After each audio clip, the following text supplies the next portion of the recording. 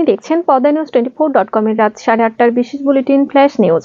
সাথে আছি আমি সুনাইনা নিঝুম। facebook.com/পদ্মা নিউজ 24 পেজ ফলো করে আমাদের সাথেই থাকুন। জুলাই ঘোষণাপত্র নিয়ে চিঠির মাধ্যমে অভিমত চাওয়া হয়েছে। এই অভিমতগুলো পর্যালোচনা করে একটি সংশোধিত ও সর্বজনগ্রাহ্য ঘোষণাপত্র প্রস্তুত করা হবে বলে জানিয়েছেন অন্তর্বর্তীকালীন সরকারের প্রধান উপদেষ্টার প্রেস উইং। শনিবার সকালে উপপ্রেস সচিব আবুল কালাম আজাদ মজুমদারের পাঠানো বার্তায় এই তথ্য জানানো হয়েছে। বলা হয়, ঘোষণাপত্র নিয়ে গত বৃহস্পতিবার সর্বদলীয় সংলাপের পরবর্তী কর্মপন্থা হিসেবে গণ অভ্যুত্থানের অংশ নেওয়া রাজনৈতিক দল সহ সব অংশীজন থেকে অভিমত নেওয়া হচ্ছে। 23 জানুয়ারি পর্যন্ত চিঠি মারফত সকলে অভিমত জানাতে পারবেন।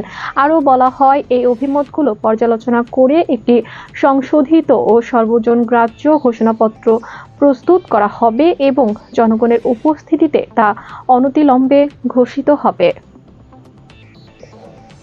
চাঁপাইনবাবগঞ্জের শিবগঞ্জ উপজেলার কিরণগঞ্জ সীমান্ত এলাকা দিয়ে অনুপ্রবেশ করে বাংলাদেশিদের আম গাছের ডাল কাটার অভিযোগ উঠেছে ভারতীয় সীমান্তরক্ষী বাহিনী বিএসএফ এর বিরুদ্ধে। শনিবার সকালে উপজেলায় এই ঘটনা ঘটে। স্থানীয়রা বলেন, সীমান্তে বিএসএফ ও ভারতীয়রা বাংলাদেশের অভ্যন্তরে ঢুকে আম গাছ কেটে নষ্ট করে তাণ্ডব চালায়। পরে তাদের প্রতিরোধে বিজিবি এবং বাংলাদেশিরা একসঙ্গে তাদের মোকাবিলার চেষ্টা করে। বিএসএফ অনবরত টিয়ার সেল নিক্ষেপ করেছে। এই ঘটনায় 5 জন আহত হন। বিনোদপুর ইউনিয়নের ওয়ার্ড সদস্য কামাল উদ্দিন সংবাদ মাধ্যমকে বলেন, বিজিবি ও স্থানীয়দের মুখোমুখিতে তারা ডালপালা ফেলে চলে গেছে। সীমান্ত এলাকায় উত্তেজনা বিরাজ করছে। যুক্তরাজ্যের সিটি মিনিস্টারের পদ থেকে ইস্তফা দিয়েছেন বাংলাদেশি বংশোদ্ভূত টিউলিপ সিদ্দিক। একই পথে হাঁটতে হতে পারে তার খালাতো বোন সাইমা ওয়াজেদ পুতুলকেও। তাকে ছাড়তে হতে পারে বিশ্ব স্বাস্থ্য সংস্থার দক্ষিণ পূর্ব এশিয়ার আঞ্চলিক পরিচালকের পদ। ভারতীয় সংবাদ মাধ্যম দ্য প্রিন্টের এক প্রতিবেদন সেই কথাই বলছে। পত্রিকাটিতে একটি নিবন্ধ লিখছেন কলকাতা ভিত্তিক সাংবাদিক মনদীপা ব্যানার্জি। বলেন, শেখ হাসিনার পাপের দায় পড়েছে তার বোনের মেয়ে টিউলিপের ওপর, যার কারণে পদত্যাগ করতে বাধ্য হয়েছেন।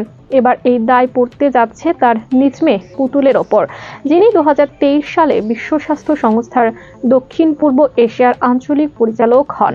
অভিযোগ রয়েছে, বাংলাদেশের ক্ষমতাচ্যুত সাবেক প্রধানমন্ত্রী শেখ হাসিনার হস্তক্ষেপে যোগ্য প্রার্থীকে বাদ দিয়ে বিশ্ব স্বাস্থ্য সংস্থার পদ বাগিয়ে নেন তার মেয়ে সাইমা ওয়াজেদ পুতুল। সে কারণে এবার পুতুলও চাপের মুখে পড়তে যাচ্ছেন।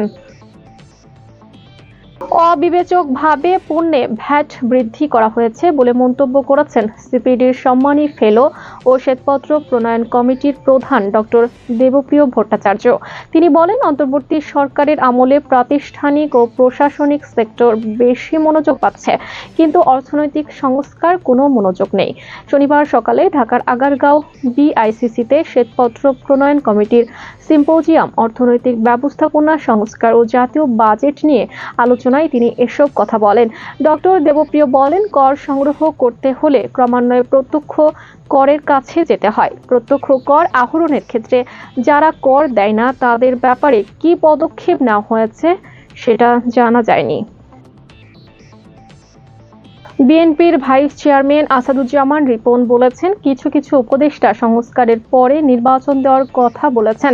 সংস্কারের ম্যান্ডেট উপদেষ্টাদের কে দিয়েছে?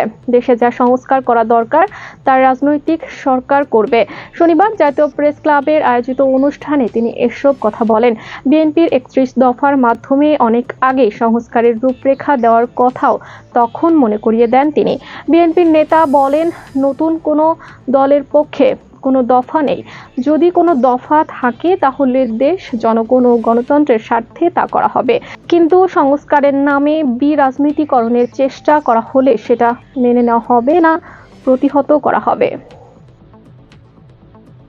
গুরুত্বপূর্ণ সব সংবাদ জানতে পদ্মানিউজ24.com এর বিশেষ বুলেটিন ফ্ল্যাশ নিউজ দেখবেন প্রতিদিন রাত 8:30টায়। ফ্ল্যাশ নিউজ দেখতে ফেসবুকে আমাদের ফলো করুন facebook.com/পদ্মানিউজ24 আর ইউটিউবে সাবস্ক্রাইব করুন youtube.com/পদ্মানিউজ24 চ্যানেলটি। নিয়মিত দেশ বিদেশের আপডেট সব সংবাদ জানতে ভিজিট করুন মাল্টিমিডিয়া নিউজ পোর্টাল podnews24.com। পরবর্তী ফ্ল্যাশ নিউজ দেখার আমন্ত্রণ জানিয়ে বিদায় নিচ্ছি আমি সুনাইনা নিঝুম। ভালো থাকুন, সুস্থ থাকুন।